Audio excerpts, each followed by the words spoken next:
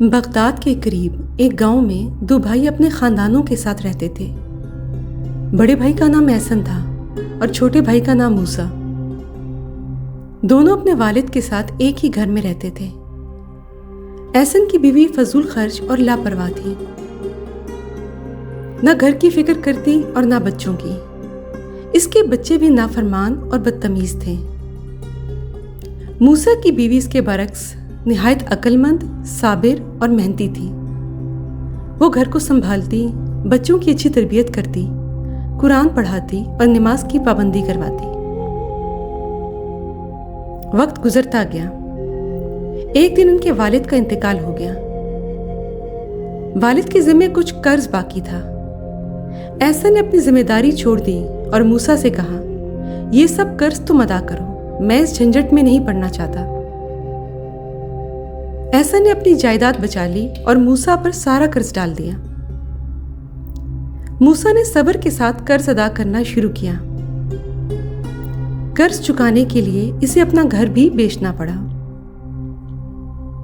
جب قرض مکمل طور پر ختم ہوا تو موسیٰ کے پاس رہنے کے لیے کوئی ٹھکانہ نہ بچا۔ موسیٰ اپنی بیوی اور بچوں کے ساتھ احسن کے پاس گیا اور کہا، بھائی، اگر ہو سکے تو ہمیں کچھ دن اپنے پاس ٹھہرا لو، جب تک ہم اپنے لیے کوئی ٹھکانہ نہیں بنا لیتے۔ لیکن احسن کی بیوی نے فوراً انکار کر دیا اور احسن نے بھی ٹال دیا۔ موسیٰ نے کوئی شکایت نہ کی اور اللہ پر بھروسہ کرتے ہوئے کہا، اللہ ہمارے لیے بہتر راستہ نکالے گا۔ یوں موسیٰ اپنی بیوی اور بچوں کے ساتھ ایک جنگل کی طرف نکل گیا۔ جنگل کے بیچوں بیچ ایک بڑے درخت کے نیچے انہوں نے رات گزاری۔ جب تھکے ہوئے تھے تو پھر بھی انہوں نے صبر کا دامن نہ چھوڑا۔ بچے تھکے ہونے کے باوجود ماں باپ کی ہر بات مان رہے تھے۔ موسیٰ کی بیوی نے سب کو ہمت بندھائی۔ اس نے بیٹیوں کو گھاس پھوس سے بستر بنانے پر لگایا اور بیٹے کو موسیٰ کے ساتھ لکڑیاں لانے بھیج دیا۔ یہ سب کچھ قریب ہی رہنے والے ایک نر اور مادہ جن دیکھ رہے تھے۔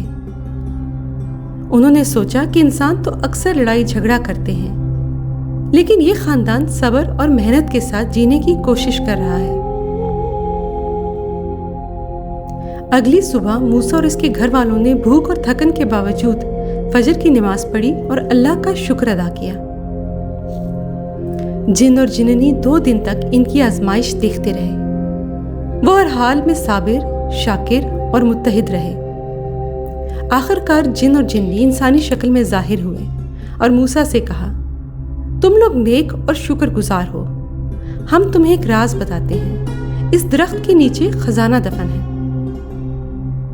موسیٰ نے اپنے بچوں کے ساتھ زمین کھودنا شروع کی۔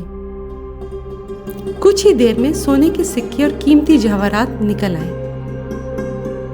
موسیٰ نے انہیں بازار میں بیچ کر نیا گھر، باغات اور مویشی خریدے اور خوشحال زندگی گزارنے لگا۔ احسن کو جب یہ خبر ملی تو اس کے دل میں حسد اور لالچ جاگا۔ وہ بھی اپنی بیوی اور بچوں کو لے کر اسی جنگل میں پہنچ گیا، مگر وہاں اس کے بچے نافرمانی کرنے لگے، ایک دوسرے سے جھگڑنے لگے اور کسی نے والدین کی بات نہ مانی۔ یہ منظر دیکھ کر جن غضبناک ہو گئے۔ وہ بھیانک شکل میں ظاہر ہوئے اور احسن کے خاندان کو ڈرا کر بھگا دیا۔ وہ خالی ہاتھ رسوا ہو کر واپس لوٹے۔ آخر کار حقیقت یہی ظاہر ہوئی کہ اصل دولت صبر، شکر، محبت اور اچھی تربیت میں ہے، نہ کہ مال و دولت کے لالچ میں۔